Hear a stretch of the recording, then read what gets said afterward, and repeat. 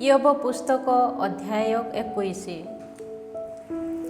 ଇୟୋବଙ୍କ ଉତ୍ତର, କିନ୍ତୁ ଦୁଷ୍ଟ ବ୍ୟକ୍ତିମାନେ ପ୍ରକୃତରେ ଐଶ୍ୱର୍ଯ୍ୟଶାଳୀ ଅଟନ୍ତି।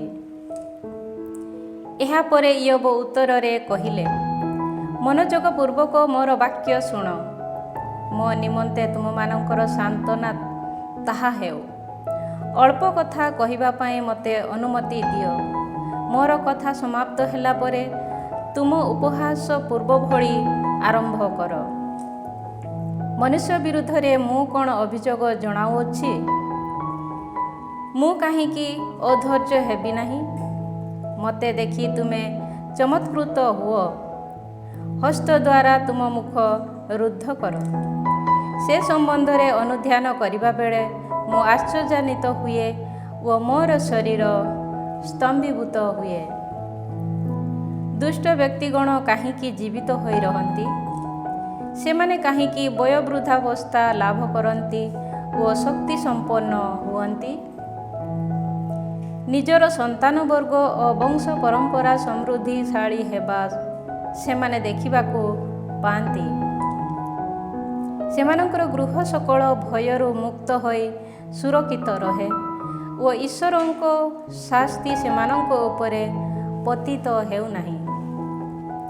ସେମାନଙ୍କର ବୃକ୍ଷ ନିଷ୍ପ୍ରୟୋଜନ ନ ହୋଇ ସଙ୍ଗମ କରେ। ସେମାନଙ୍କର ଧେନୁ ଗର୍ଭପାତ ନ ହୋଇ ପ୍ରସବ କରେ। ସେମାନେ ନିଜ ଛୋଟ ଶିଶୁମାନଙ୍କୁ ମେଷପଲ ସଦୃଶ ବାହାରି ଆସିବାକୁ ଅନୁମତି ଦିଅନ୍ତି ଓ ସେମାନଙ୍କର ସନ୍ତାନଗଣ ନୃତ୍ୟ କରନ୍ତି।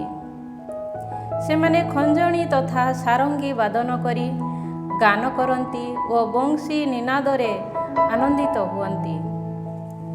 ସେମାନେ ଐଶ୍ୱର୍ଯ୍ୟରେ ନିଜର ଦିନସମୂହ ଯାପନ କରନ୍ତି ଓ ଶାନ୍ତିରେ ପାତାଳକୁ ଅବତରଣ କରନ୍ତି। ସେମାନେ ଈଶ୍ୱରଙ୍କୁ କହନ୍ତି, ଆମ ସମୀପରୁ ପ୍ରସ୍ଥାନ କର। ତୁମ ମାର୍ଗାବଳୀ ଜାଣିବା ପାଇଁ ଆମେ ଆଶା ପୋଷଣ କରୁନାହୁଁ।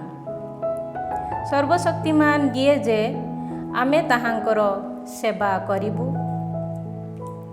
ତାହାଙ୍କଠାରେ ପ୍ରାର୍ଥନା କଲେ ଆମେ କ'ଣ ବା ଲାଭ ପାଇବୁ? ସେମାନଙ୍କର ଐଶ୍ୱର୍ଯ୍ୟ କ'ଣ ସ୍ୱହସ୍ତରେ ଅବସ୍ଥିତ ନୁହେଁ? ଦୁଷ୍ଟ ବ୍ୟକ୍ତିମାନଙ୍କର ଆଲୋଚନା ମୋ ଠାରୁ ଦୂରରେ ଥାଏ। ଦୁଷ୍ଟ ବ୍ୟକ୍ତିର ପ୍ରଦୀପ ଲିଭିଯିବା କିମ୍ବା ଦୁର୍ଭାଗ୍ୟ ସେମାନଙ୍କ ଉପରେ ପଡ଼ିବା ଅଥବା ଈଶ୍ୱର ନିଜ କ୍ରୋଧ ଯୋଗୁଁ ସେମାନଙ୍କ ପ୍ରତି ସଙ୍କଟ ପଠାଇବା, ଆମେ କ'ଣ ଏସବୁ ବହୁବାର ଦେଖିବାକୁ ପାଉଅଛୁ? ବାୟୁ ପ୍ରବାହ ସମ୍ମୁଖରେ ନଡ଼ା ସଦୃଶ, ତୋଫାନ ସମ୍ମୁଖରେ ଉଡ଼ୁଥିବା ଅଗାଡ଼ି ଭଳି ସେମାନେ ନଷ୍ଟ ଅନୁଭବ କରିବା ଆମେ ବା କେତେ ଥର ଦେଖିଅଛୁ?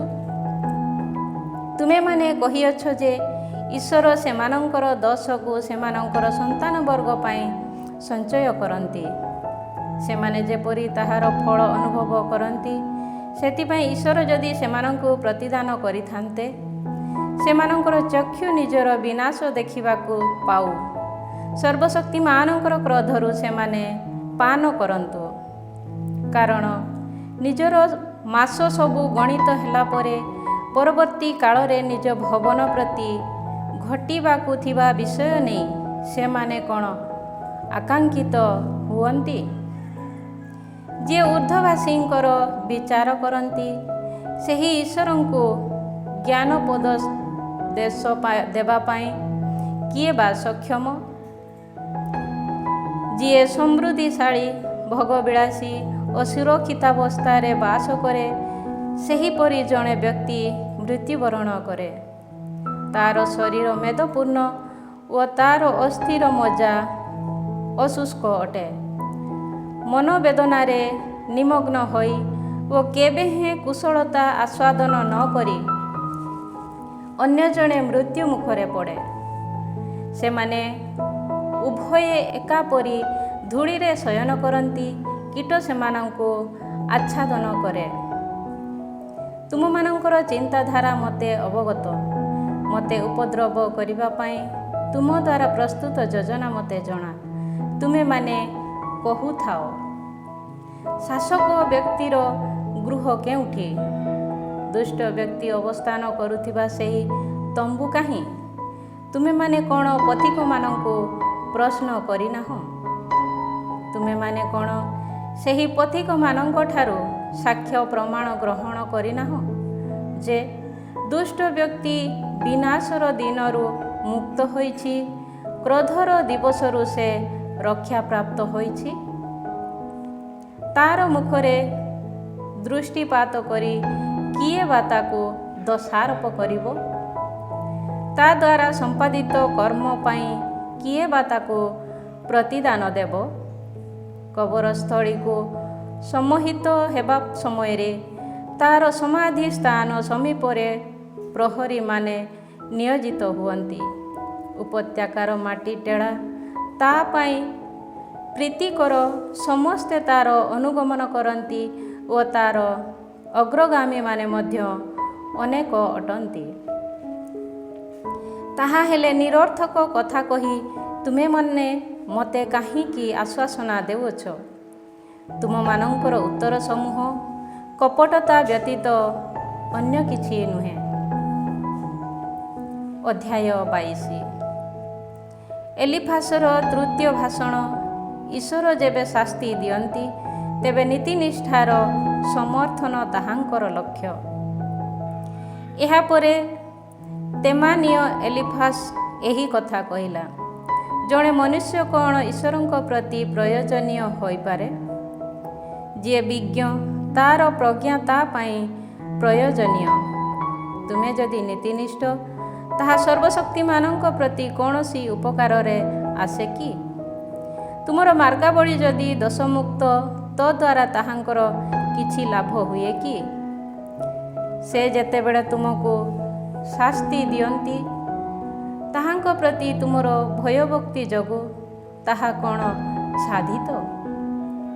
କିମ୍ବା ସେହି କାରଣରୁ ସେ କ'ଣ ତୁମ ପ୍ରତି ନ୍ୟାୟ ବିଚାର କରନ୍ତି? ତୁମର ଦୁଷ୍ଟତା କ'ଣ ଭାରି ନୁହେଁ? ତୁମର ଦୋଷ ସବୁ ସୀମାତୀତ।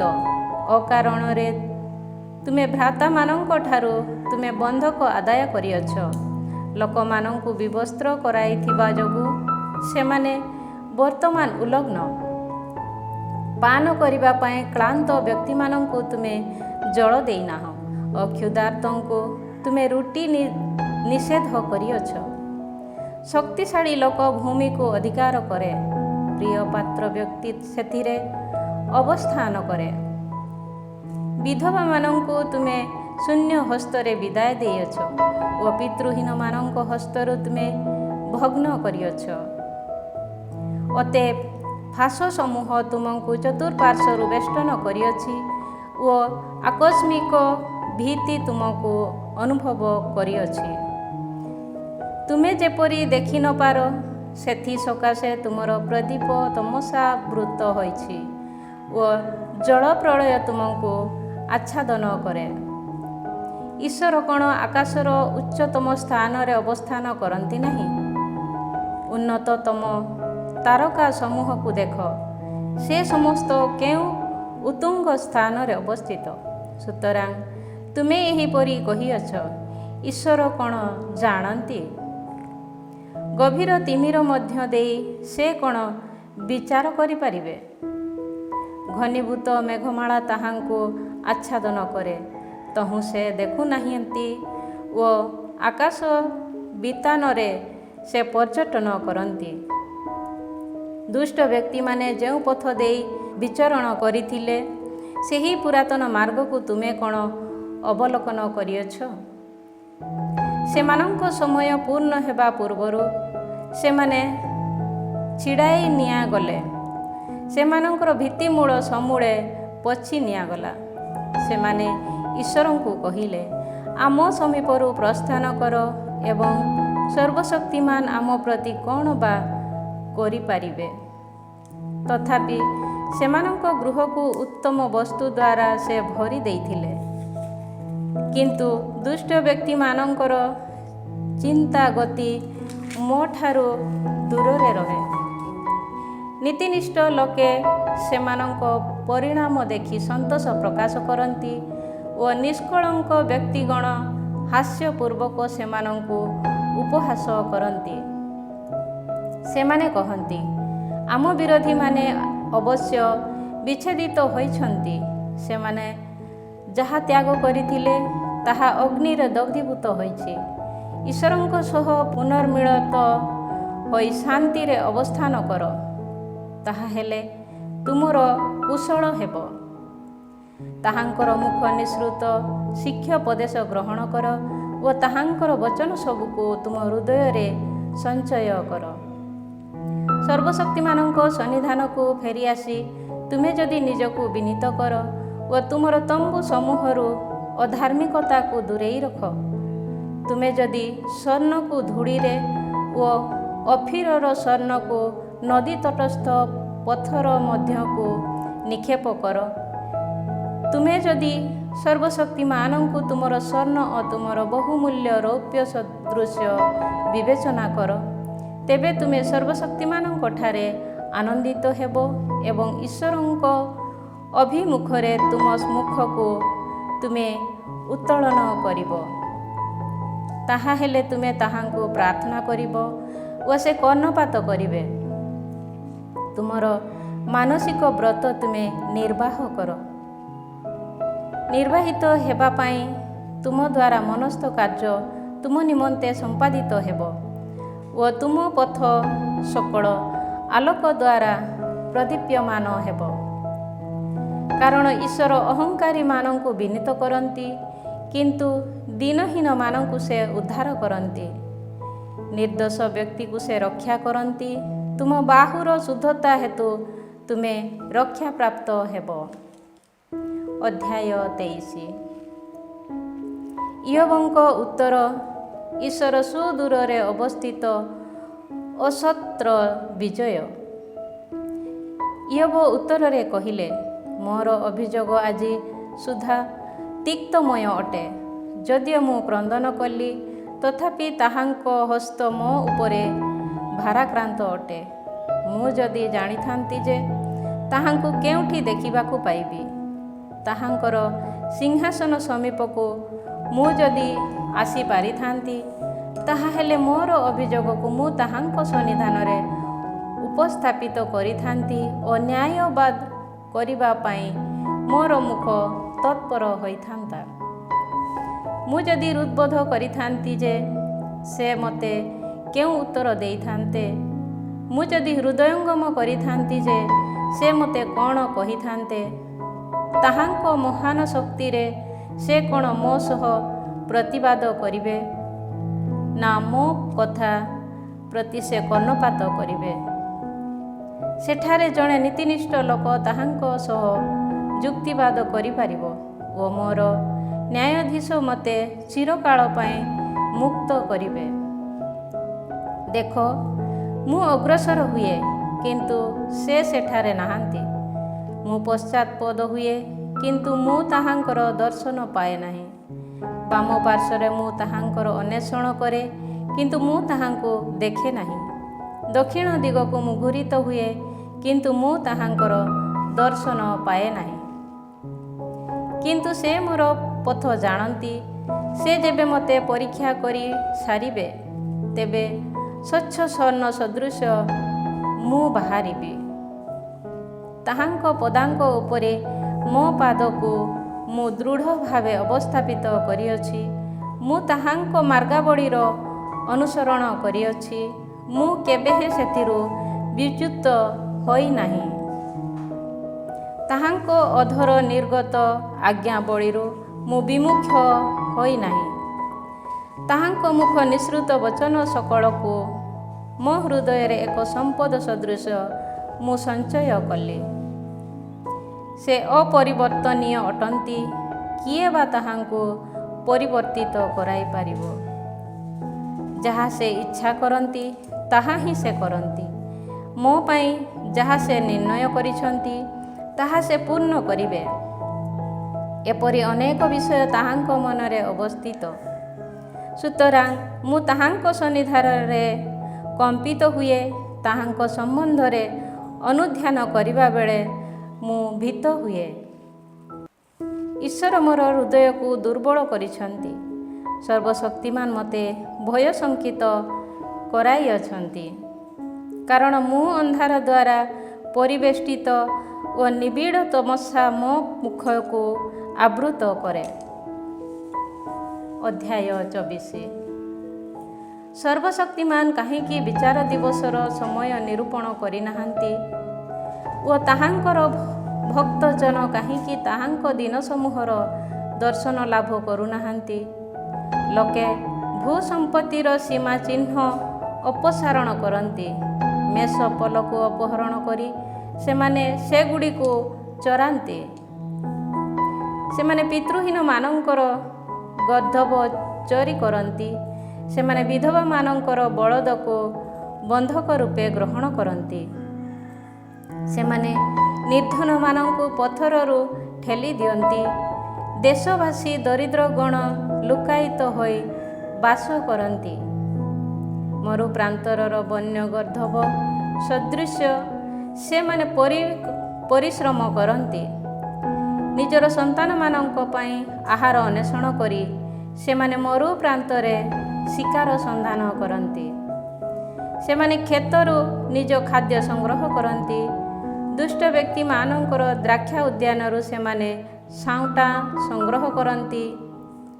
ବସ୍ତ୍ରହୀନ ହୋଇ ସେମାନେ ରାତ୍ରି ତମାମ ଉଲଗ୍ନାବସ୍ଥାରେ ଶୟନ କରନ୍ତି। ଶୀତ କାଳରେ ନିଜକୁ ଆବୃତ କରିବା ପାଇଁ ସେମାନଙ୍କର ବସ୍ତ୍ର ନଥାଏ। ପର୍ବତମାଳାରେ ବର୍ଷିତ ବୃଷ୍ଟି ଯୋଗୁଁ ସେମାନେ ଆର୍ଦ୍ର ହୁଅନ୍ତି। ବସତି ସ୍ଥାନର ଅଭାବ ହେତୁ ସେମାନେ ଶୈଳ ଫାଟ ମଧ୍ୟରେ ଆଶ୍ରୟ ନିଅନ୍ତି।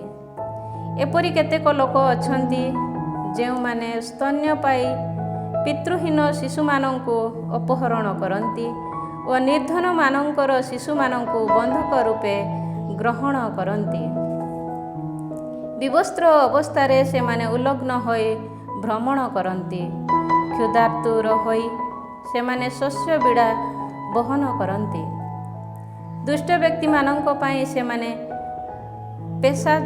ପେଶା ଯନ୍ତ୍ରରେ ଜିତ୍ ତୈଳ ତଥା ଦ୍ରାକ୍ଷାରସ ପ୍ରସ୍ତୁତ କରନ୍ତି, କିନ୍ତୁ ସେମାନେ ତୃଷାର୍ତ୍ତ।